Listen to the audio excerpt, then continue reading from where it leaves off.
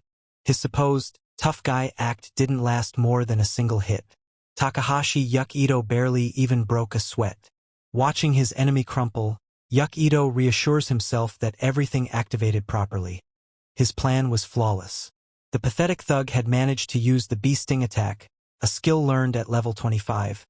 Meaning this fool was actually higher level than Yukido. But levels don't mean much when you're up against sheer luck incarnate. The attack was supposed to be unavoidable, a guaranteed hit. But what good is a sure hit move when its damage gets slashed by 70%? Thanks to the silver slime tears Yukido had enchanted his clothing with, he had a 1 in 3 chance to have the damage. Guess what? Luck was on his side. While the bandit's grand plan of overwhelming Yukido crumbles, Yukido smirks. If it weren't for his insanely overpowered luck, he might have had a hole in his stomach right now. But instead here he stands completely fine while the so-called higher-level thug is eating dirt. The remaining bandit, clearly the dumber of the two, stares in absolute horror. He stammers, shocked that Yamada got one shot. What did he really think they stood a chance? Yukido, ever the generous warrior, offers him a choice. Turn yourself in and maybe, just maybe, I'll let you live. But instead of taking the obvious way out, the idiot does what idiots do best. Make bad decisions. Fueled by misplaced pride and sheer desperation, he screams, "Don't underestimate me," and starts charging a fireball. Oh sure, that'll work. Because throwing a slow-moving, predictable magic attack at someone who literally breaks the rules of probability is a brilliant idea. He actually has the nerve to claim that warriors are easy to handle from a distance. Poor guy. He doesn't know that luck always wins. Takahashi acknowledges the truth in the villain's words, admitting that he cannot reach him from where he stands. The cocky villain misinterprets this as a sign of surrender, sneering and questioning if Takahashi is giving up already. But Takahashi, unbothered and cool as ever, swiftly denies the claim and reaches into his inventory. With calm confidence, Takahashi grips a weapon and declares his choice. He will use a staff as well. As he reveals a beautifully crafted staff adorned with various flowers and leaves, The villain bursts into arrogant laughter, amused at what he believes is Takahashi's foolishness. Smirking, the villain condescendingly asks Takahashi if he even knows what kind of weapon he is holding. Takahashi, unimpressed, casually swings the staff and confirms that he does. He then explains that the weapon is called the Staff of Nonsense, a rare find he happened to pick up earlier. The villain, still convinced of his superiority, scoffs at the weapon and internally mocks Takahashi, calling him an amateur. He smugly recalls that while the Staff of Nonsense is rare, it is ultimately a piece of junk that randomly activates magic, making it completely unreliable in a real fight. But what this fool has yet to realize is that in Takahashi's hands, even random nonsense becomes a force of nature. His luck stat isn't just maxed out. It's a divine intervention in itself. The villain reassures himself that the staff is unreliable, its chances of failure far outweighing its potential success. He calculates that it has a 40% chance of failing entirely, a 30% chance of casting beginner magic, and only a 9% chance of summoning intermediate-level magic. With these odds, he smugly believes Takahashi has already lost. As Takahashi prepares to use the staff, the villain remains arrogant, convinced that even if Takahashi succeeds in casting a spell, it won't match his enhanced fireball attack. Knowing his magic power is boosted by special equipment, which makes his attack stronger. Convinced of his impending victory, he boldly declares that his win is guaranteed. Takahashi, however, remains calm, spinning his staff as the magic lottery begins.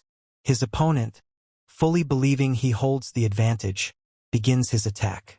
With an almost theatrical display of overconfidence, he hurls a massive fireball, convinced this will be the finishing blow. Takahashi watches as his opponent's overconfidence reaches its peak. The villain grins, believing he has already won, but Takahashi remains unfazed. With a calm smirk, he finally acknowledges that the villain has taken the bait, saying that he's also finished preparing his move. He grips the Staff of Nonsense. Energy swirls around him as he activates the staff. The villain, still high on his own delusions, watches in shock as Takahashi's magic selection reveals Meteor, an advanced spell with a 0.03% chance of activation. A massive, flaming rock materializes in the sky, casting an ominous glow over the entire battlefield. Takahashi holds his staff high, commanding the very heavens, as the meteor plummets. The villain barely has time to react before his pathetic little fireball is swallowed up by the overwhelming force of the celestial calamity descending upon him. Panicked and drenched in sweat, the small villain stammers, sputtering out excuses about how this should be impossible. The sheer absurdity of Takahashi landing this spell crushes whatever scraps of confidence he had left. The flaming apocalypse crashes down, engulfing everything in its wake. The villain, once smug and arrogant, is now nothing more than a speck of dust in the face of Takahashi's overwhelming power. With effortless cool, Takahashi reminds him that's a 0.03% chance, game over. The sheer size of the fireball looming over him forces the small villain to rationalize his fate, desperately laughing as he convinces himself that it must be an illusion. But reality is cruel, and the searing heat licking at his robes quickly proves otherwise. Panic sets in as he screams, the flames crawling up his cloak. He yells in agony, realizing too late that he has underestimated Takahashi. Desperation takes over as he begs, screaming for the attack to stop, his voice and water pressure both cracking under the pressure of impending doom. Flames engulf everything, the sheer force of the attack leaving behind nothing but scorched earth. The villain, now reduced to a charred mess, lets out a final pathetic whimper. At least the proof of him peeing his pants also got evaporated. Takahashi stands amidst the devastation he single-handedly caused. The staff no longer needed is discarded as our lucky dude says sorry for being just too lucky. He has too much luck to spare, so like and subscribe now to get some of that for yourself as well. Takahashi casts one last glance at the devastation left in his wake, the undeniable proof of his absolute victory. The once arrogant villains, who strutted in like kings of the dungeon, now lie battered, broken, and humiliated. The sheer magnitude of his power had turned their grand ambitions into nothing more than a tragic punchline. Realizing that leaving these criminals to rot in the rubble would be irresponsible, tempting, but irresponsible, he sighs and decides to drag their sorry remains back to the surface. It's a hassle, but what's another minor inconvenience for someone as unstoppable as him? With effortless strength, he restrains them, an act as easy for him as tying up loose trash, and drags them behind him as if they were weightless. The same men who had taunted him earlier are now nothing more than luggage. Upon reaching the surface, he hands the disgraced criminals over to the authorities, his job complete. The police process them, ensuring these dungeon-crawling rejects get what they deserve. By the time the formalities and endless questioning finally wrap up, the sun has long since set. Even someone as dominant as Takahashi can admit, this has been a long day. And then, without a word, he steps out. Takahashi steps into the guild, cool and composed as always, despite having just obliterated his opponents. He casually apologizes for being late, mentioning that he got caught up in some trouble, as if completely dismantling a dangerous criminal group was nothing more than a minor inconvenience. The receptionist immediately informs him that the police have already briefed them on the situation. Takahashi, ever practical, expresses relief that he won't have to explain the whole ordeal himself. Before he can relax, the receptionist suddenly bursts into celebration, ringing a bell and showering him with unexpected praise. She announces that he has ranked up to silver. For a moment, Takahashi looks genuinely taken aback. He questions if there's been a mistake, doubting whether he's really done enough to deserve such a promotion. Normally, it takes even the most talented individuals 3 years to reach silver rank. It involves countless monster hunts, item retrieval missions, and consistent contributions to the guild. Yet here Takahashi is, having shattered those expectations in record time. The receptionist reassures him that there is no mistake. The 2 people he captured were part of the Red Arm, a notorious and far-reaching organized crime group. By single-handedly taking them down, Takahashi has racked up an absurd amount of contribution points. The receptionist acknowledges Takahashi's efforts, praising him for effortlessly dealing with the criminals. Then, with an almost casual drop of a bombshell, she informs him that those 2 pathetic excuses for villains were actually silver-ranked adventurers. For a brief second, the thought crosses his mind that he might have been in more danger than he realized. But just as quickly, he throws that thought into the trash where it belongs, as he clearly has luck on his side. She expresses her excitement to see what kind of chaos he will unleash when he finally starts diving beyond the 10th floor. Copper-ranked weaklings can barely handle the 10th floor, silver ranks can push to the 30th, and gold-ranked legends roam without limits. Takahashi picks up the silver tag and casually drapes it around his neck. His next target, floor 20. The receptionist, supportive yet concerned, reminds him that the 20th floor is notoriously brutal and advises against challenging it alone. Takahashi acknowledges the receptionist's concerns with a polite but brief thank you, showing appreciation for her advice but remaining firm in his decision. As he walks through the guild hall, his thoughts linger on how quickly he ranked up. He hadn't planned on advancing so soon. He wonders if meeting those crawlers was actually a stroke of luck. Just as he's about to exit, a voice calls out to him. He turns to find an elderly man, dressed like one of those gentleman Pokemon trainers in fire red. The man asks if he can spare a moment. Takahashi casually agrees, asking what the man wants. The old gentleman inquires if he is indeed the adventurer who took down those criminals. The man gestures toward a wanted poster on the board, revealing the identities of the criminals. Yamada Junbei and Hashimoto Hiroshi, both labeled as thieves and murderers with bounties on their heads. Takahashi confirms the claim, explaining that they were the ones who attacked him first, and he simply turned the tables on them. The elderly man lowers his gaze, visibly moved. A moment later, he bows his head slightly before gripping Takahashi's hand in gratitude, thanking him with overwhelming sincerity. The man reveals that the criminals Takahashi subdued were responsible for his son's murder. These villains had been untouchable, evading even the police, yet Takahashi had single-handedly taken them down. Takahashi downplays his role, insisting that he was simply fulfilling his duty as an adventurer. However, the old man refuses to let his gratitude go unspoken. With a deep bow, he thanks Takahashi from the bottom of his heart, stating that he can finally visit his son's grave with the good news: justice has been served. As the old man slowly walks away, Takahashi reflects on a sobering realization. In his previous life, not once had he ever been thanked for something he had done. A strange warmth spreads through him. Feels good. His thoughts then shift, pulling him back into his memories. Memories of a world teetering on destruction. He recalls the inevitable collapse that awaited unless something changed. The chaos, the monsters, the despair. By the time he had understood the scope of the problem, he had already grown old. But this time he wasn't too late. Takahashi questions whether he should take action now that he knows what lies ahead. However, he quickly reins himself in, reminding himself not to get ahead of things. He acknowledges that he isn't strong enough to change the entire world. Yet, shaking off the overwhelming thoughts, he regains focus. Instead of grand ambitions, he decides on a single unwavering goal: saving his mother. That is his top priority. Meanwhile, in a dimly lit hideout, a furious thug slams his fist into the table, cursing in rage.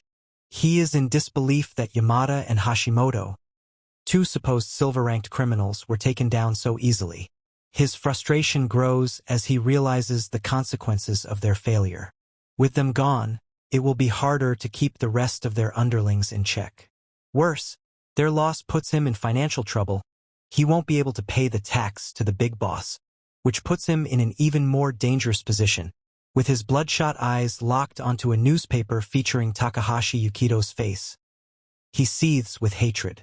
He swears vengeance, his voice dripping with venom as he declares that he won't let Takahashi get away with this. Despite his seething anger, a moment of hesitation flickers in his eyes. He knows Takahashi isn't just some random adventurer. He single-handedly took down two seasoned criminals with silver-rank strength. The thought makes him cautious, but it doesn't stop his bloodlust. His ego refuses to let him back down. Determined, he rises to his feet, muttering that no matter how strong Takahashi is, he has his own ways to deal with him. Pulling a white hood over his head, he smirks wickedly. The firelight flickers ominously across his face as he laughs to himself, convinced that Takahashi's so-called luck has finally run out. Takahashi arrives at the 15th floor, standing tall against the harsh, sunlit terrain. This place, lonely Death Mountain Peak, is not for the weak, not for the cowardly thugs who think strength comes in numbers and back-alley schemes. With its winding, perilous pathways and deadly drops, it's a trial by fire, a place where only the truly skilled can survive. As he spots a group of adventurers ahead, Takahashi notes how the geography itself betrays the unworthy. Here, teamwork isn't an advantage, it's a liability. This floor is infamous not just for its natural dangers but for the scum who lurk in the shadows, preying on the desperate and the lost. A fitting hideout for cowards who wouldn't last a second in a fair fight. Too bad for them, their worst nightmare just arrived. With a smirk, Takahashi moves, tossing his weapon ahead to test the ground. While lesser fighters would hesitate, calculating every step in fear, he moves with confidence, adapting instantly. His blade lands with a powerful thud, and in the next instant, he's already in motion. Then a large avian monster suddenly swoops toward him, its razor-sharp talons outstretched. Unfazed, Takahashi grips his weapon and meets the creature head-on. His objective here is clear. He will refine his skills, push his limits, and prepare for the upcoming 20th floor challenge. Each battle is just another step toward his goal. This is the perfect training ground for him, a place where he can level up efficiently. He recalls his initial plan to hunt silver slimes for experience, but after taking down too many, they have stopped spawning. Realizing he needs another method, he decides to compensate with sheer quantity. If the efficient method is gone, he will just defeat everything that stands in his way. He faces off against a variety of creatures: massive rolling rock monsters and ferocious, bear-like beasts. Each encounter pushes him further, sharpening his reflexes and building his strength. Takahashi's presence on the 15th floor does not go unnoticed. The cloaked fool lurking in the shadows immediately recognizes him, his face twisting in irritation. He seethes at the audacity of Takahashi stepping into his so-called turf, calling him cocky for daring to exist in the same space. Despite his bluster, the villain holds back, deciding that a direct attack isn't necessary. At least not yet. He watches, biding his time like a third-rate thug hoping for an easy ambush. Takahashi, meanwhile, goes about his business, entirely unaware of, or more likely, completely uninterested in, the worms squirming in the darkness. As Takahashi sets up camp, the villain continues hyping himself up like some mastermind.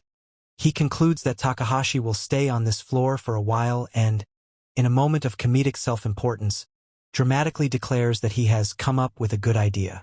With a sinister grin, he reassures himself that Takahashi doesn't even need to be taken down directly. Oh no, that would be too easy. Instead, he scurries off under the light of a red moon, fully convinced that his home court advantage will give him the upper hand. This guy is out here thinking he's some tactical genius, using the monster ecosystem to his advantage.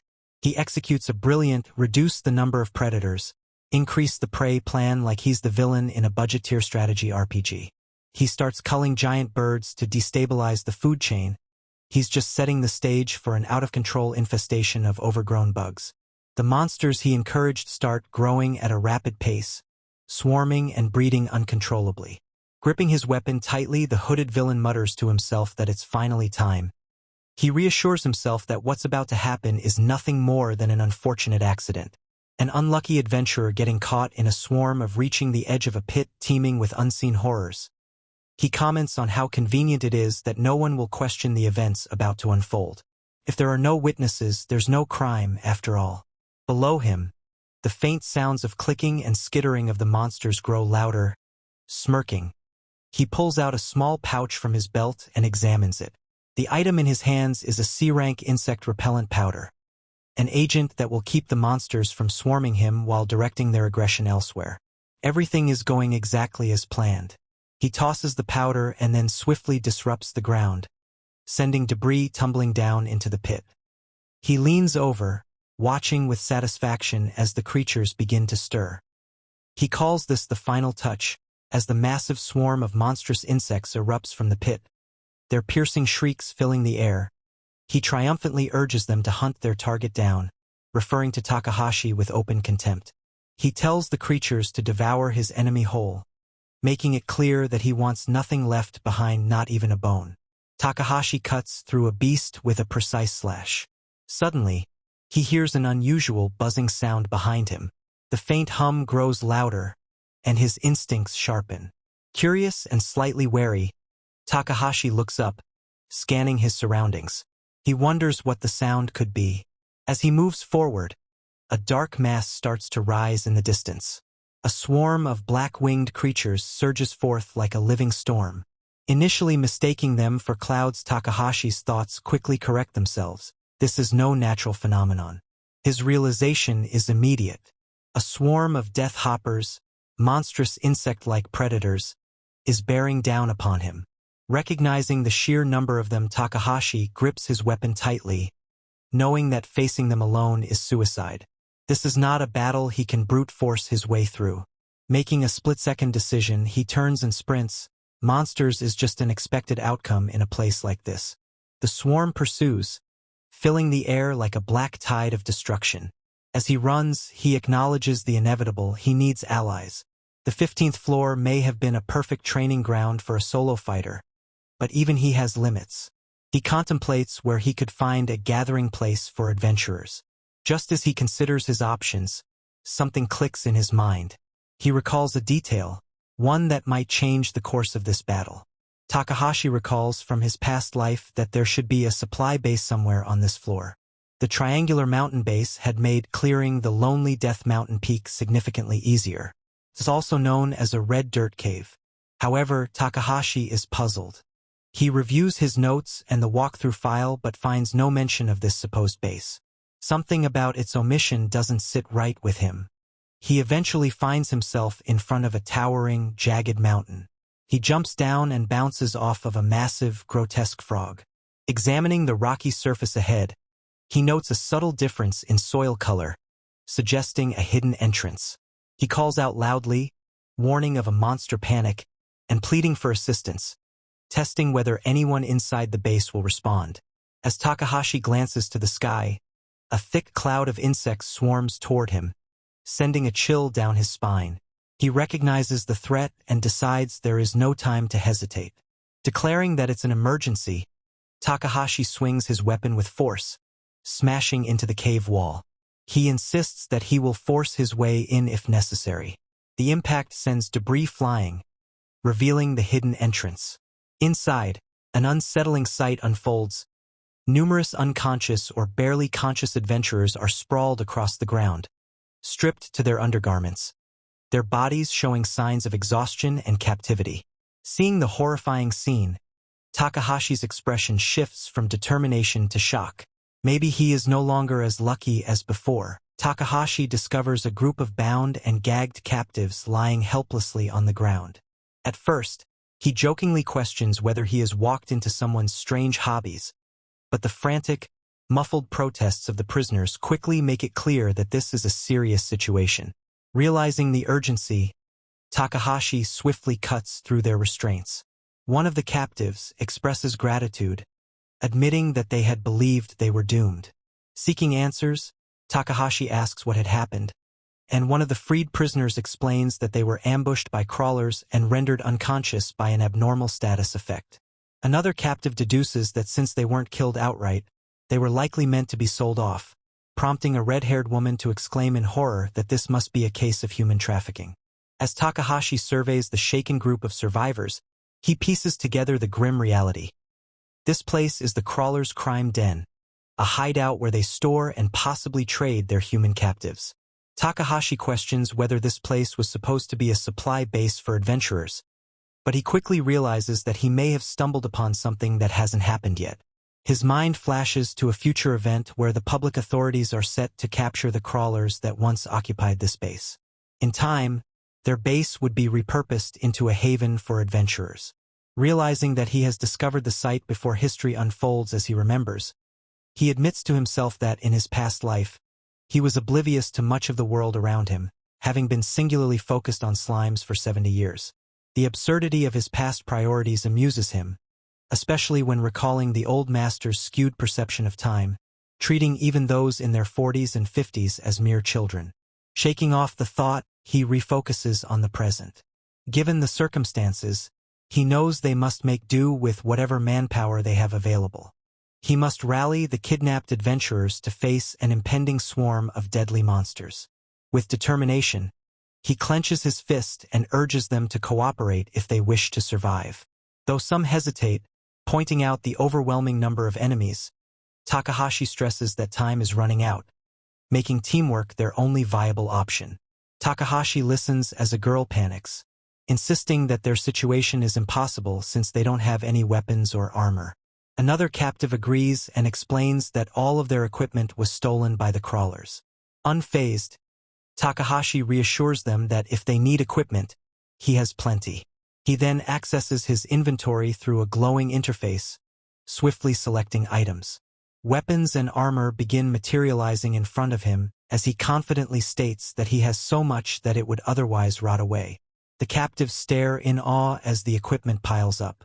Takahashi encourages them to take whatever they need. One of the men, still processing the situation, hesitantly asks if Takahashi is being serious. Realizing the significance of the items before him, he exclaims that these are all top-tier pieces of equipment from this floor. Another captive, a young woman, marvels at the rare gear and wonders how Takahashi managed to gather so much. Meanwhile, another man watches Takahashi suspiciously, questioning who he really is. Takahashi has never been in the rankings, making others even more curious about his identity. As the group begins choosing weapons, one person excitedly picks a sword, while another complains that it is unfair and decides to take a spear. A woman prioritizes armor over weapons, claiming that her newly acquired breastplate is a perfect fit. Another adventurer, impressed by the quality of the gear, comments that if sold, it would be worth a fortune. A cautious woman asks if they can really take all the equipment, to which Takahashi reassures her that they can. Takahashi clarifies that he is not expecting anything in exchange, but he then makes a request. He asks if they will let him take command. Uncertain, a woman asks what they should do, while another points out that Takahashi saved their lives. Another adventurer agrees, adding that he also provided them with valuable equipment. A woman, now confident, declares that she will follow his orders. With the group seemingly convinced of Takahashi's capabilities, they prepare to take on the challenge ahead, relying on his leadership. Takahashi, now facing the group, expresses gratitude for their cooperation. His expression briefly turns serious as he remembers how in the past people just disrespected him, while now they show their trust upon him. He then lays out the strategy, suggesting they take advantage of the cave's narrow entrance to limit the number of enemies they must face at once. With a simple diagram, he explains that by positioning themselves correctly, they can control the flow of monsters. He declares that, for now, they only need to focus on reducing their numbers. The group members, now armed and prepared, nervously nod, determined to fight alongside him. Takahashi grips his weapon firmly, his confident smirk reflecting his readiness for battle. His weapon glows with a bright blue energy, signifying his strength and resolve.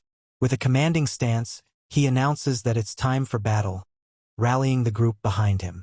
The monsters keep coming as Takahashi continues slashing away, but no matter how many he cuts down, they swarm like relentless mosquitoes. The others fight with everything they've got, trying to destroy as many as possible, yet the insect horde is simply too vast. Exhaustion starts setting in for everyone, while the mosquitoes show no signs of stopping. Takahashi realizes, just like the others do, that there seems to be no end to them. It becomes painfully clear that this strategy of fighting isn't working. At this rate, there's no hope of winning against such an overwhelming swarm. Then, suddenly, the situation worsens. The ceiling begins to collapse around them. Takahashi shouts for everyone to retreat immediately but warns them to maintain formation. As they run, the swarm chases after them. The falling debris disrupts some of the insects, but they remain focused solely on their prey. If this continues, the entire mountain could collapse. Space is running out, and the group is close to being overrun. Things are looking grim, and it feels like there's no chance of survival. In a desperate glance around, Takahashi notices that they're inside an abandoned, unstable mine. He recalls that this could mean explosives were left behind by the crawlers to expand their base. This might just be the lucky break they need. Quickly examining the area, he spots what appear to be explosives and realizes they could use them. Without hesitation, Takahashi yells to everyone, telling them there's dynamite scattered around and urging them to start searching immediately. Everyone immediately starts searching, though they're still unsure of what to actually do with the explosives. They know the dynamite can be used as weapons, but in the chaos of the current situation,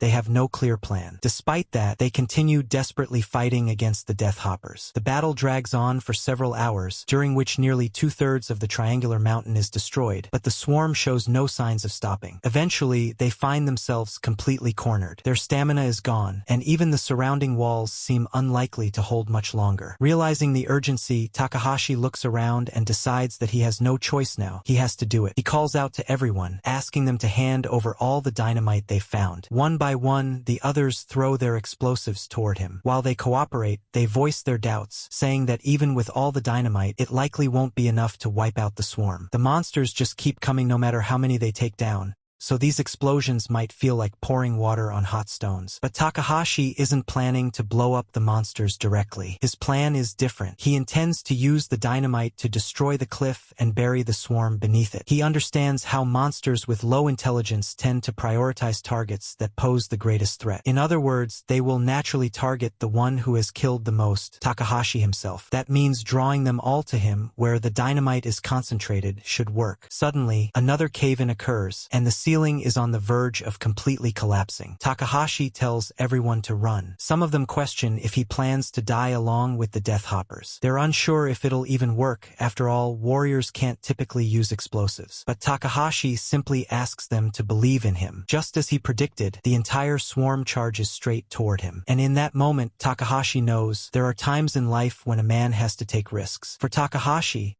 That moment of taking a risk had clearly arrived. Without hesitating any further, he pressed the button to activate all 13 sticks of dynamite. As he did, he leapt down the cliff, cursing the damned grasshoppers. A system notification immediately popped up, warning him that since he didn't possess the explosive aptitude skill, the probability of detonation was only 50%. Being a warrior-class individual meant his chances of successfully triggering the bombs were already low, but with his high luck stat, he still believed he could pull it off. However, another notification appeared, this time informing him that the items were crude, further lowering the success rate to a mere 25%. Takahashi began to pray, hoping against hope that it would work, and then the system confirmed, use successful. It had worked. Explosions erupted, engulfing everything around him in fire and chaos. The monsters were consumed by the blast, their formations thrown into disarray. Meanwhile, Takahashi was still falling, so he began using falling debris to control and slow his descent. With a quick move, he unleashed his great layering strike with his sword to clear more space below. However,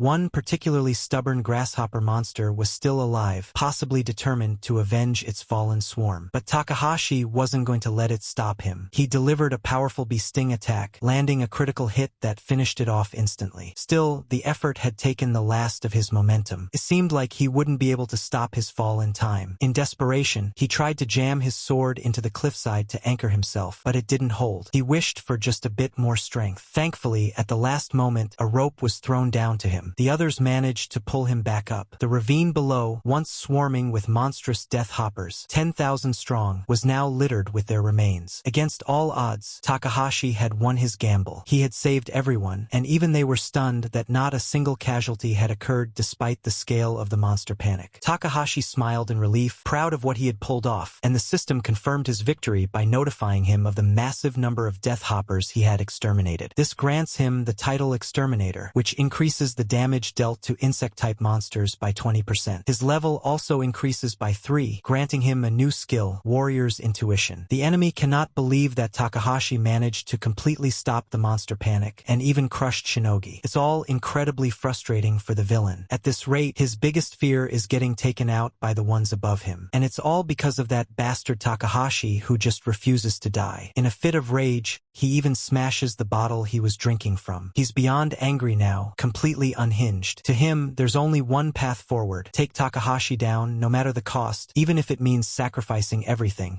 including his own life. Meanwhile, on Takahashi's side, his reputation has skyrocketed. Even the receptionist praises him for achieving incredible feats time and again. People around immediately recognize him as Mountain Crusher Yukido Takahashi, the hero who just saved more lives. Many approach him with offers to join their guilds, eager to recruit someone of his caliber. But Takahashi politely declines, saying he's in a rush and can't afford to form companions just yet. Despite everyone's eagerness to team up with him, he knows joining others would only complicate his journey toward obtaining the elixir. In group battles, reward distribution is random, and the rarity of drop items from others is low. This means his luck stat won't work as omnipotently as it usually does. Still, he's okay with that. He went solo in his past life, and there's no reason to change that now. As dusk falls, Takahashi and his family gather around a delicious meal. He urges them to eat as much as they want. But before eating, they bow their heads in prayer, thanking God for the food. When they begin eating, Takahashi savors the nostalgic taste. It reminds him of how, even though they were poor, they never missed celebrating special occasions. His sister finds it amazing that he's already challenging the 20th floor. Their mother,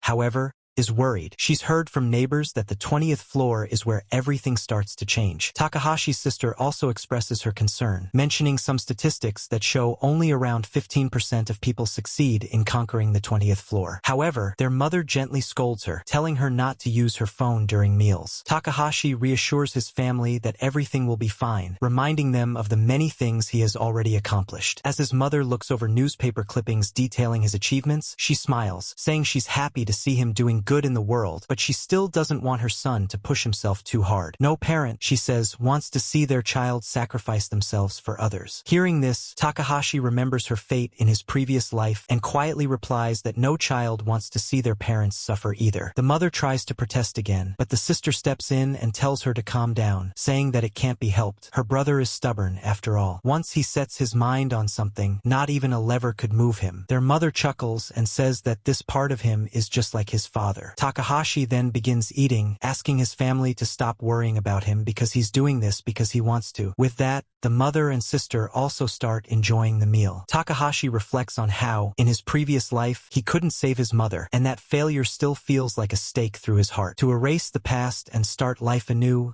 he knows he needs the elixir. Once the meal is finished, he prays again in gratitude, before heading to the Tokyo Dungeon's 20th floor, the Great Wall beyond physics. As he charges forward, all the monsters in his path appear inorganic and weak, and he cuts through them with ease. However, he still notes that heartless, cold-blooded killers are a real threat. As more inorganic monsters attack from his blind spots, he observes that while they lack emotion, their behavior is highly systematic. Still, his agility is more than enough to keep him alive, and he continues moving forward without hesitation. A powerful monster marked by a danger-signifying red light appears in front of Takahashi. It's a bulky beast, seemingly the type to charge head-on. Takahashi assumes it will try a direct assault, and he thinks that if he can just analyze their attack patterns well enough, he could make significant progress. For now, he focuses on dodging, avoiding the monster's extremely heavy and destructive strikes that shatter the ground within seconds. Still, Takahashi believes he can defeat it with precision and speed, using his swift,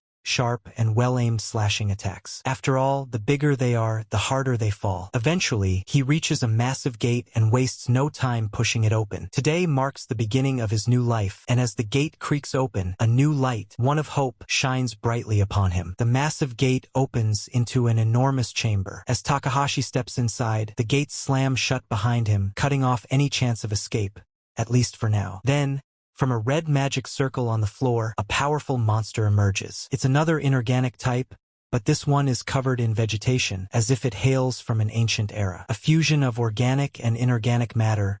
This is the ancient golem, the boss of the 20th floor. The creature has a tough exterior and high attack power, but that's about all it has. Takahashi, full of confidence, dashes forward to land a clean strike. For a boss, its speed is fairly average, and it has no hope of dodging Takahashi's precise slashes. If he keeps chipping away at it, he should eventually hit its weak spot, the core, and win. However, a sinister figure watches and laughs as the battle unfolds. Suddenly, another red magic circle appears, and a second ancient golem begins to rise. This catches Takahashi completely off guard. He didn't expect a second boss, especially not with the door locked behind him. He suspects the presence of an intruder but can't sense anyone nearby. Still, this situation feels too deliberate. Even rookies wouldn't accidentally trigger a double raid in the middle of a boss fight, especially on the 20th floor. Then, out of nowhere, a knife flies toward him, but Takahashi reacts in time, deflecting it with a swift sword slash. Now, he's certain this is no accident. Someone else is here. The hidden villain, watching from the shadows, is frustrated Takahashi managed to react so quickly, but he grins and draws another knife. In his mind, it doesn't matter, he still holds the overwhelming advantage. When he first heard Takahashi was attempting to reach this floor, he thought the guy had to be a fool. After all, this boss wasn't one you were supposed to fight alone. The villain had deliberately followed Takahashi to trigger the second boss's appearance. To make things even more favorable for himself, he didn't need to worry about being noticed by the boss either. After all, he was a high-level thief with far greater experience than Takahashi, and his stealth skills allowed him to completely erase his presence. One of those skills, cat feet, enabled him to move silently without making a sound. He continued provoking the enemy and, just when the boss was about to attack, used shadow crossing to vanish, leaving Takahashi to fend off monsters from both the front and back. To make matters worse, the villain had also brought an invisibility cloak, an S-rank rare item that significantly reduced his visibility even against bosses. Confident that Takahashi wouldn't be able to detect him, he now turned the battle into an unfair 3 versus 1. From the shadows, he threw poisoned knives at Takahashi, striking him with ease. However, the poison's effectiveness check failed, something that shocked the villain. He couldn't understand how the poison had failed. Was Takahashi somehow hiding anti-poison gear under that lightweight armor? Still, he laughed. It didn't matter. The knives were just to keep Takahashi occupied. He had more tricks up his sleeve. He had already laid traps all around the arena, his specialty. He preferred relying on himself and his traps rather than incompetent allies who could ruin everything. These traps had never failed him before, and with so many in place, Takahashi's movement was now severely limited. From this point on,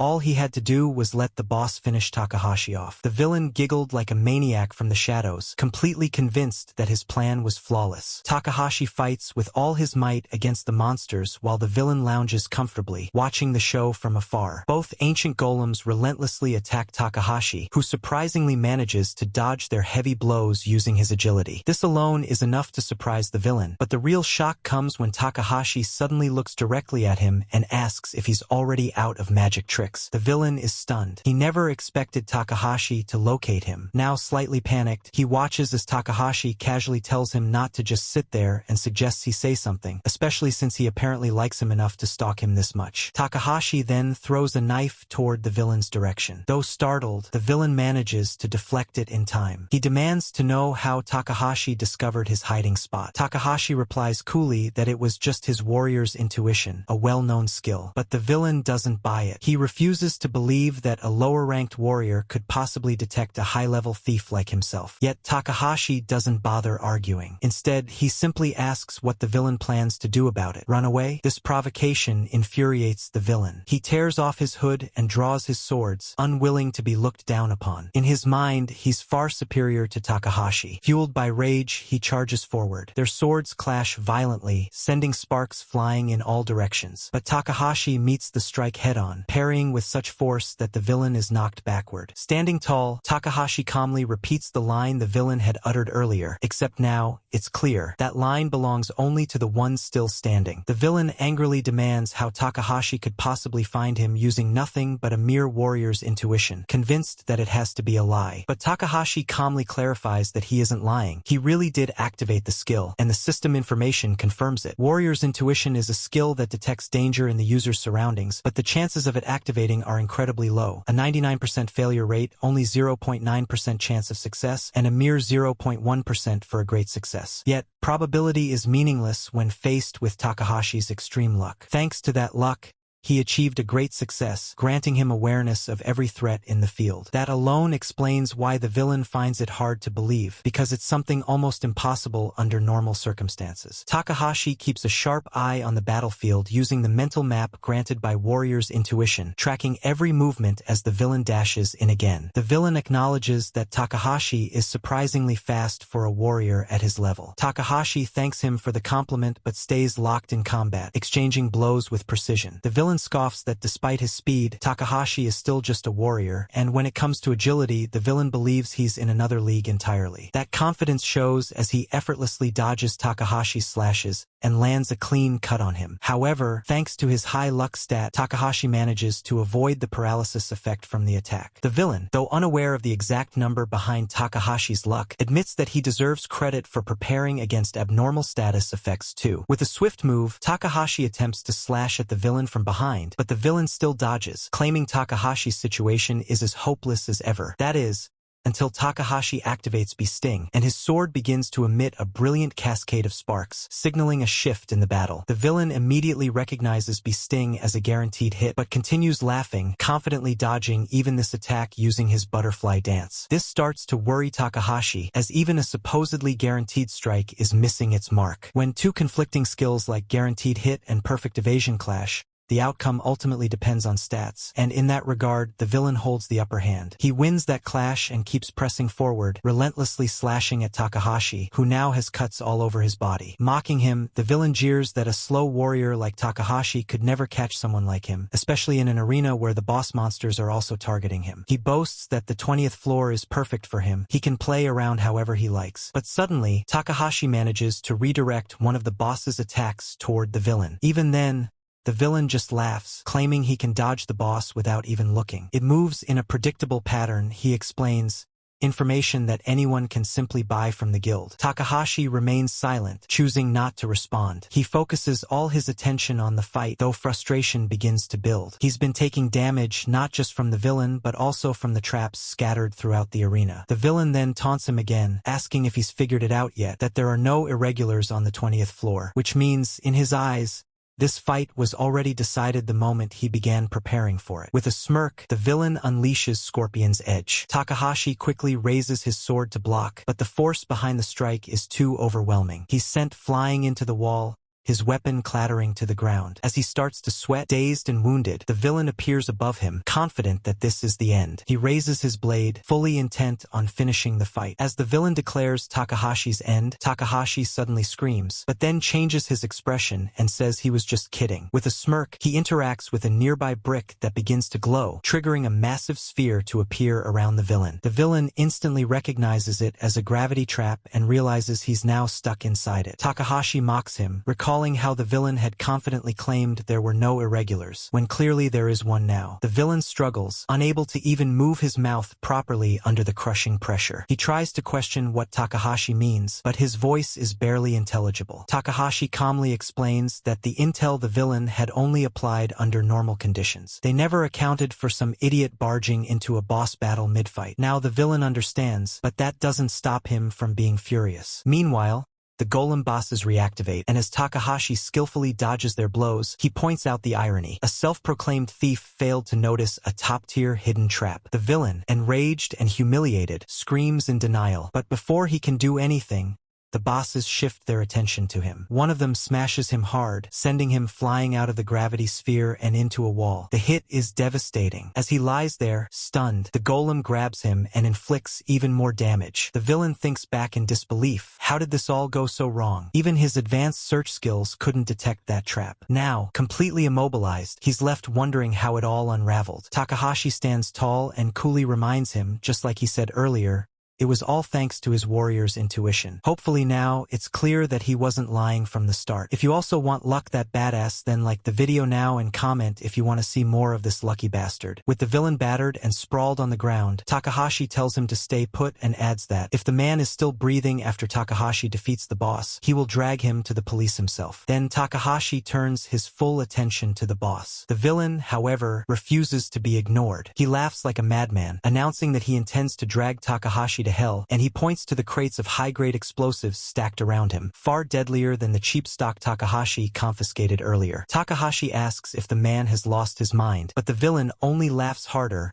while confirming a prompt on his detonator. He presses the button without hesitation. A massive explosion rips through the room, and the shock wave flings Takahashi into a dark void below. The fall hurts, yet he is still alive. When his eyes adjust, he realizes he has landed in a hidden chamber deep beneath the battlefield. Moments later, the boss monster crashes down beside him, eager for another round. Feeling cornered, Takahashi scans the cramped space and notices a treasure chest glowing in the gloom. He reasons that hidden rooms and treasure often go hand in hand and decides this must be where he was meant to end up. Space is far too tight for evasive maneuvers against two monsters at once, so he resolves to gamble everything on whatever lies inside that chest. He darts toward it, weaving past the monster's attacks and pinning all his hopes on the treasure waiting within. For the moment, he manages to keep going. He bounds off the monster's hide, lands, and hurls himself straight toward the chest. The creature swings again and again, yet he presses on until one blow slams him into the wall. He checks his limbs and grins in relief. At least his spine is still intact. Then he notices the boss's enormous foot arcing toward him. He tells himself that if this stomp connects,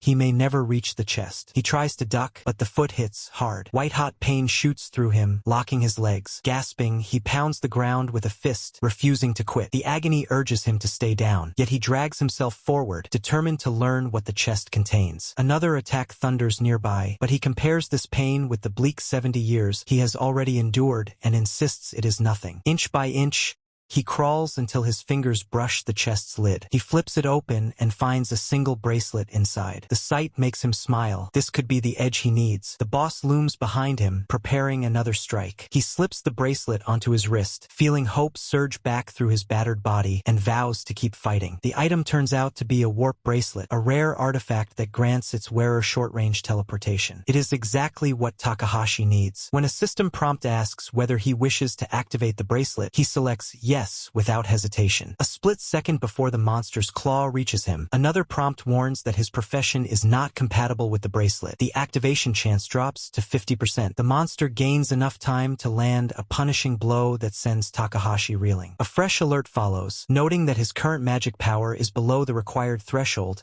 and lowering the success rate to 35%. As the creature's fist drives toward him again, The display updates. Success probability now 15%. Takahashi gambles anyway. The monster smashes the spot where he lay, kicking up a cloud of dust, only for the system to confirm that the warp succeeded. Takahashi reappears above the creature, sword poised, and brings the blade down with all his strength. He feels certain victory is at hand. The boss's core flares crimson and launches a searing laser upward. Takahashi admits the monster's resilience is impressive, especially after surviving the earlier explosion, but he refuses to be discouraged. He triggers another warp, blinking to a vantage near the stunned boss. Years of grinding have conditioned him for repetition. The rapid teleportation barely phases him now. Yet the boss lurches back into motion and another monster barrels toward him with a colossal punch. Takahashi warps again, sidesteps behind them, and delivers a sweeping slash. His strike forces the two giants to collide, turning their combined mass against itself, and giving him the opening he has fought so hard to create. It no longer matters to him how many times he must repeat the maneuver. Refusing to give up, he keeps warping around the battlefield, landing strike after strike on the twin bosses. Whenever a monster lashes out, he simply teleports elsewhere and carves another gash into its hide. After countless cuts, the monster's health plummets. He tells himself he won't stop until the dice finally show a 6, then keeps rolling until luck bends in his favor. Spotting the perfect moment,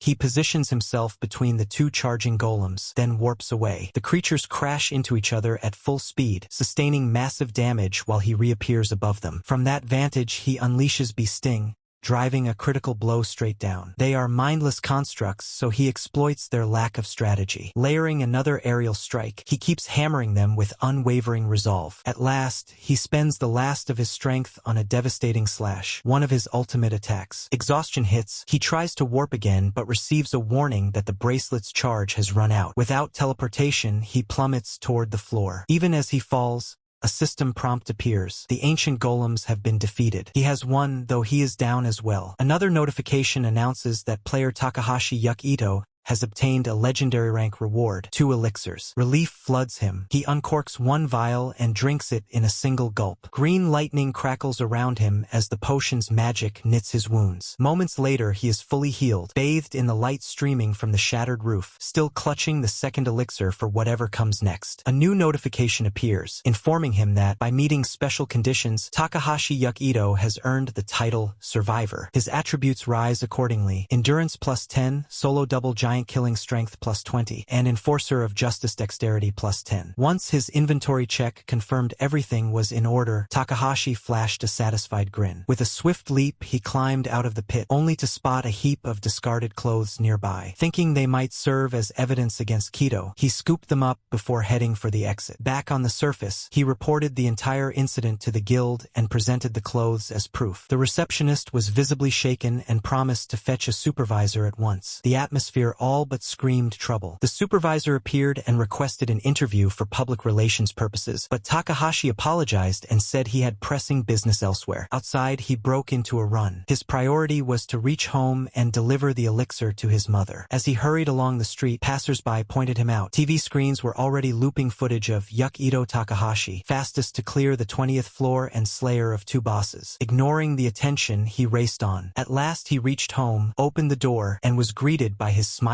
sister and mother. Holding up the elixir, he announced his return. Later, at the hospital, the doctor emerged with the test results. Takahashi and his sister tensed, hoping for good news. The doctor reviews the chart, smiles, and explains that, in simple terms, Yuki-san's illness has been completely cured. The news is exactly what Takahashi and his sister have been praying for. Takahashi struggles to believe it, but the elixir has done its work. The doctor repeats that the test results are genuine. The potion's effects were simply that powerful. Overcome with relief, the sister hugs their mother and weeps, saying she is grateful beyond words. The mother squeezes Takahashi's hand and thanks him, insisting the miracle is entirely his doing. Takahashi, still overwhelmed, can only murmur that he should be the one thanking her. At last he manages to say the words he has always wanted to tell his mother. The sister, still sniffling, laughs and reminds him they are standing in front of the doctor, and should save the heartfelt speeches for home. Takahashi laughs as well and admits she is right. She wipes her tears and teases him about paying better attention to his surroundings. Their joy fills the hospital room until a dark presence intrudes. A towering figure steps in, lamenting aloud that such a kind family will soon drown in sorrow. He remarks that, at least in a hospital, staff can claim they tried their best before declaring the cause of death as a heart attack. He cocks his fist, ready to strike, but Takahashi whips out his sword and blocks the blow. The attacker reels back in surprise. Takahashi, furious, demands an explanation. The knight, puzzled, wonders aloud how Takahashi can still move after all that. As Takahashi's anger flares, recognition dawns on him. The intruder is Wayama Cosmolite, ranked #1 among adventurers,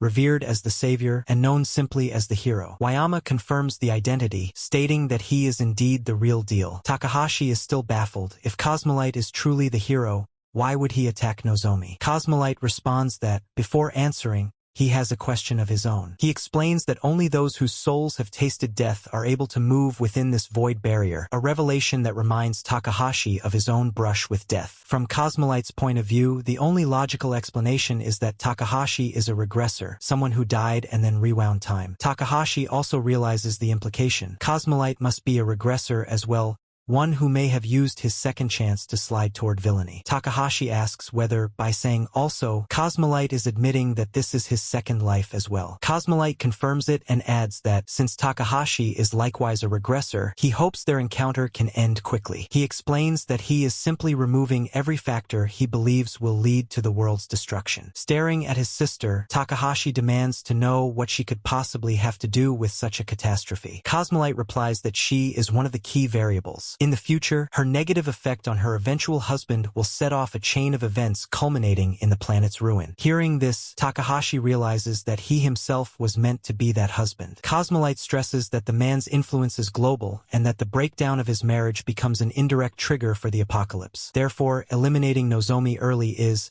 in his view, the safest course. He expects Takahashi to accept this logic. Instead, Takahashi erupts in anger and insists the present timeline is no longer the same. Cosmolite laughs at what he calls Takahashi's foolish optimism. Takahashi counters that he has already cured their mother's illness, so Nozomi no longer needs night work to cover medical bills, and will never meet the man she was originally destined to marry. In his eyes, Cosmolite's drastic measure is unnecessary. Cosmolite concedes that Takahashi's argument might be correct, but then grows cold and forms a glyph with his hands. He states that, rather than trusting a hypothesis, he would rather guarantee the outcome by removing Nozomi here and now. Takahashi blocks him, vowing that he will never allow his sister to be harmed. Cosmolite sighs, admits this obstacle is troublesome, and remarks that he would have preferred not to kill Takahashi, but he will do so if forced. Cosmolite insists he is acting only to save lives and hopes to keep needless casualties to a minimum. Takahashi tells him to leave, but the hero refuses. After a moment's thought, Cosmolite offers another option. They should fight. If Takahashi can stand against him, it will prove that his claim about changing the future has merit. Takahashi never wanted the situation to escalate, yet Cosmolite says he merely wishes to know whether Takahashi is special enough to justify taking a risk. The hero's condescending air is exactly what Takahashi would expect from the famous savior. With a casual apology, Cosmolite projects his status window, level 50, every attribute, strength, endurance, dexterity, agility, magic power, and magic resistance, pushed to its maximum. The gap between them is staggering. Even so, Cosmolite argues that the logic is simple. If Takahashi lacks power,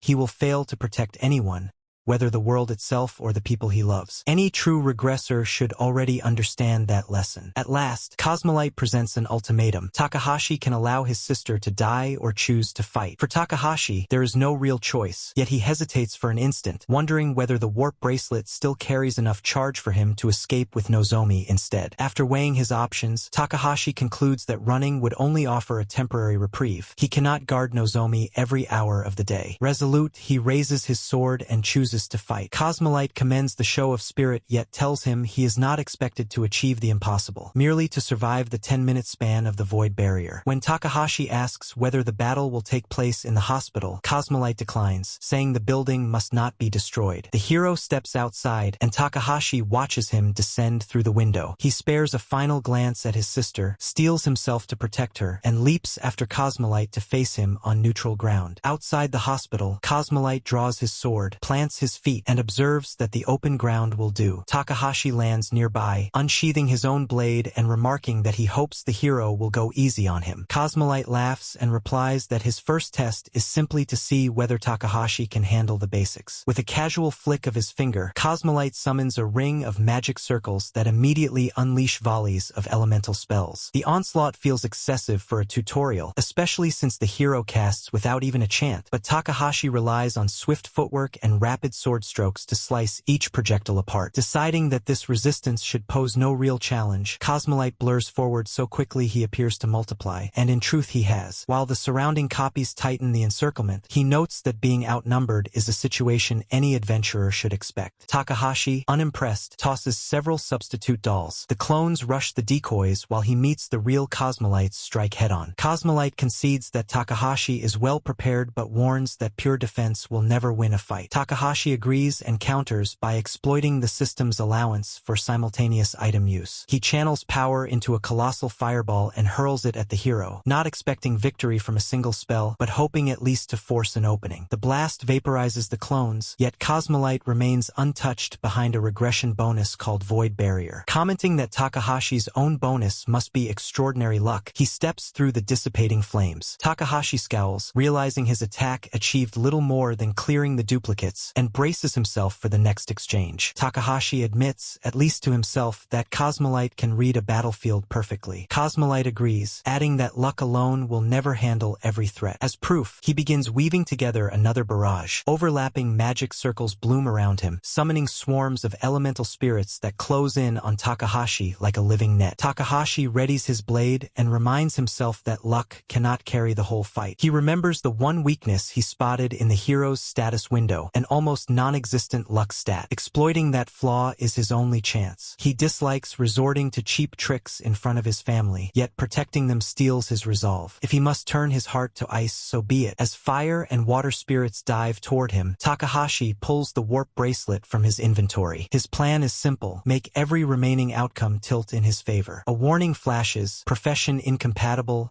activation chance 50%. A second alert follows: insufficient magic power, activation chance 35%. The hostile spells close in. He gambles anyway, triggers the bracelet, and the warp succeeds. In a blink, Takahashi skips clear of the converging elements. The whole street is at a standstill as Takahashi lands on the roof of a parked car. Cosmolite concedes that the warp bracelet is undeniably handy, though he prefers relying on his own flight magic rather than paying the bracelet's steep price. Takahashi apologetically tells him they will have to fight right here. If Cosmolite's aim is to test him, then he intends to test Cosmolite in return. A true hero would never endanger innocent bystanders. The remark catches Cosmolite off guard and piques his interest. As a sworn protector of the people, he cannot tolerate civilian casualties, so large-scale magic is off the table. With a flick of his fingers, he dismisses the elemental spirits and produces his sword, but even a single swing could be hazardous in the crowd. Takahashi sheathes his own blade as well, quietly noting that the change of rules improves his odds. He equips a sturdy shield from his inventory. Cosmolite remarks that he has dealt with many opponents who hide behind civilians. Experience from his previous life has prepared him for this tactic. He sends out a cluster of needle-thin homing spells that chase Takahashi through the bystanders. Takahashi darts between the civilians, parrying the spells when he cannot dodge. Each impact ricochets off his shield into nearby buildings, cracking brick and glass but sparing the people he vowed to protect. Cosmolite grumbles that Takahashi is behaving like the monsters that pass themselves off as humans, creatures he once fought, such as the crawlers that tried to turn entire cities into crematoriums. Placing a hand on the pavement, he conjures fresh, destructive magic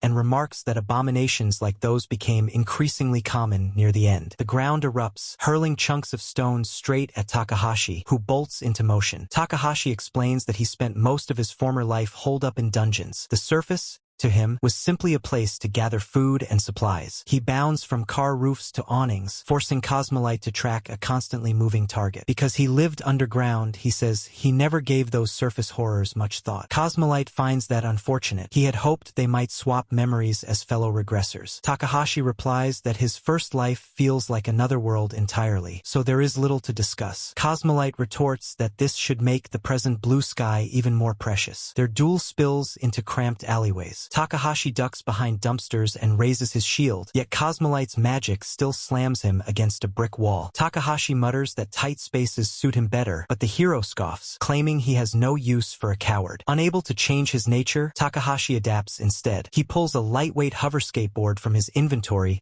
to boost his mobility. Cosmolite wonders whether Takahashi is merely trying to escape, tired of the fight already. He warns that he demanded proof of possibility and has little patience for opponents who only know how to run. Cosmolite unleashes a vast wave of magic that fills the street, forcing Takahashi to retreat step by step. Judging from everything Takahashi has shown so far, Cosmolite concludes the fight is essentially over and prepares to finish him. Takahashi's eyes dart to a nearby utility pole, the opening he has been waiting for. He pivots and drives a powerful kick into the pole's base. Cosmolite momentarily freezes, unable to grasp the tactic, as the metal column cracks and topples. Takahashi smirks, ready to turn the fallen pole and the chaos it creates into the counterattack he needs. The pole starts to topple, and Cosmolite can't believe what he's seeing. He figures out why Takahashi did it, though. If he ignores the pole, it'll crush a car and injure civilians. Reluctantly, he cuts it in half, exactly what Takahashi expected from a hero who'd never abandoned bystanders. The move rattles Cosmolite, but Takahashi's already shifting gears, eager to see how long the hero can keep everyone safe. Live wires whip loose and sparks jump everywhere, blowing a transformer and turning the street into an instant firestorm. Cosmolite calls up Undine for a flood of water, yet the flames keep racing across the wreckage. Takahashi points out that the deluge still isn't enough. The blast was simply too big. With everyone frozen in place, the bystanders can't even run until danger smacks them in the face. Cosmolite feels like the whole scene is some twisted joke. He summons Sylph and Gnome, then dives in himself, spirits hauling civilians to safety while he races to put out hotspots. That's when Takahashi strolls from cover and reminds the overworked hero that he's still here, hoping Cosmolite hasn't forgotten him. But Cosmolite is worried that his hands are full right now, and he doesn't believe that Takahashi would have any attacks that would work on him. But Takahashi then starts by activating something which makes the shield glow. As he says that he might not be able to damage Cosmolite,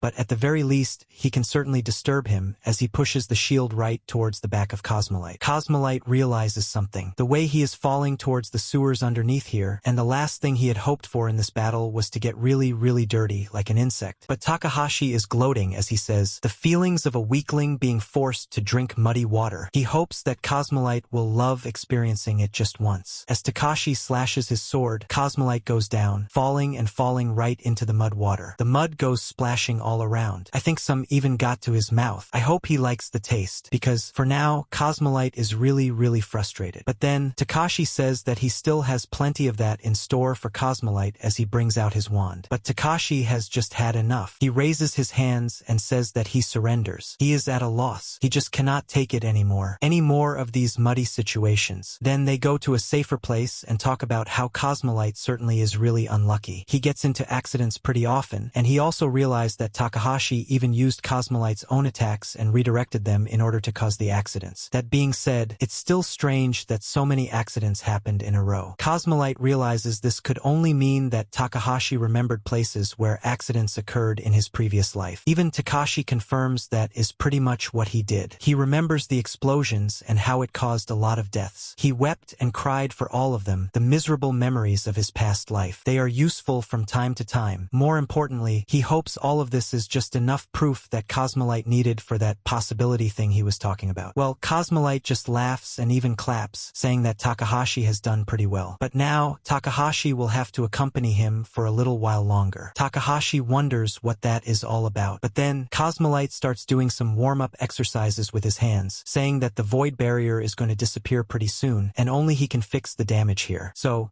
Takahashi will inevitably have to go back to the hospital. There, he will have to take some countermeasures against the curse-born disaster. This is a new term for Takahashi. He doesn't understand what this is, but it certainly sounds a bit scary. Cosmolite is really surprised that Takahashi has no idea about the curse-born disaster, so he tries to explain. It's the tragedy that occurs in that hospital. But he also believes that since Takahashi regressed too, then he must also know about it. But Takahashi does not have any idea about it. This is strange for Cosmolite. He, in fact, thinks that Takahashi is still joking around. So now, he just laughs and says that Takahashi should really stop with the unfunny jokes. But Takahashi just keeps a straight face and once again says no, he really has no idea. Now, this is quite a shock for Cosmolite. Then he starts screaming, how could Takahashi really not know about such a huge incident, even though he knew about the fires and road cave-ins? So Takahashi just nervously laughs and reveals that it's not a surprise, considering how he was just a loser who spent most of his previous life in the dungeon after all, focused on slime for 70 years. His knowledge of his past life is certainly distorted. But then, of course, Cosmolite understands that also means countermeasures against the Curseborn disaster will be unavailable to Takahashi, since he doesn't even know about it. Cosmolite just sighs, but he just doesn't have enough time to explain it. The void barrier is almost gone, and it soon starts clearing up the sky. He then tells Takahashi that he will need to go to the morgue under the hospital. That should give him a gist of the situation. But Takashi is a bit surprised with this sudden springing up of a request like that on him. But Cosmolite says he has plans on going over there as soon as possible too. But if Takahashi doesn't do anything, there will be severe casualties. Now, after hearing this, Takahashi also believes that he must do something then. And then, Cosmolite just races towards the sky. Takahashi asks him to wait, but he doesn't. He just keeps on going ahead, and the void barrier has almost cleared up too. So, Takahashi decides to just go back to the hospital for now. With his warp bracelet, he warps, and then we see the whole area once again. Once again, the area is filled with life as people start moving, living, and leading their peaceful lives until the disaster strikes. At the hospital, the doctor is once again talking about the regularly scheduled checkups, which should be enough for the future. The mother is really thankful to the doctor as she bows. Takahashi also bows, but then he opens his eyes and looks toward the family. He doesn't have the time to explain it to the two of them. Even he is not sure what's going to happen, so he just starts leaving for now. Just knowing that the hospital is in danger is enough for him to take action. He decides he should get the two of them away from here as soon as possible. Unaware of the danger, Nozomi just talks about how, now that she has calmed down, she is feeling a bit hungry. Mother says that maybe they should get something to eat on the way home. But Takahashi says no. He will make the food and make it into a celebration of sorts. Nozomi is really surprised. Even the mother thinks it's quite unusual. But Takahashi says from time to time he will do the shopping too, so both of them can now just head home first. Mother wonders if they should really let Yukito do what he wants. But Nozomi says that if the mother is fine with it, she is also. They both are really looking forward to all of that. They wonder if it's going to be alright as they walk away from the hospital. Takahashi watches them, and once they are out, he starts heading for the morgue, which has to be off-limits to outsiders. So first, he goes to the men's restroom, where he puts on a nice hooded disguise. Maybe those villains' clothes aren't completely useless. This is the item he got from defeating K2. He was using it to stop all the small fry from paying attention to him, but he didn't think he would be using it the way criminals do. His hand was forced, but still, he is reluctant. However, a nearby guy gets really scared, wondering if he just saw a ghost as the door opened on its own for him. Then Takahashi goes into the elevator, thinking about this curse-born disaster. He feels like he has heard about it before, or maybe not, he just cannot be sure. He did say that he would understand once he got there, but as he reaches the basement, he just keeps on walking without thinking too much because he wants to see everything for himself. But here, things are really quiet. He wonders if there is truly a disaster-level threat here. Still, he keeps his guard up, nothing wrong with that. So far, the radar shows no threat at all, so at least for now, there is nothing. Takahashi walks a bit farther and finally sees the door to the morgue. He opens it and silently steps inside. The atmosphere is bleak and even scary, and he notices a lot of bodies. What happens to one today may happen to another tomorrow, he murmurs as he moves across the room, gazing at the bodies lying there. Yet, after walking quite far, he still sees nothing unusual. Nothing is happening. He wonders if Cosmolite was just trying to mess with him. But then, suddenly, something changes. The bodies start making eerie noises and twitching in unnatural ways. The room that was lifeless moments ago is now filled with terrifying figures. They scream as they all shuffle toward Takahashi. Now he understands it's easy enough for anyone to figure out. These are just zombies. He's grateful he sent his mother and sister away from this place. Comment now if you want more.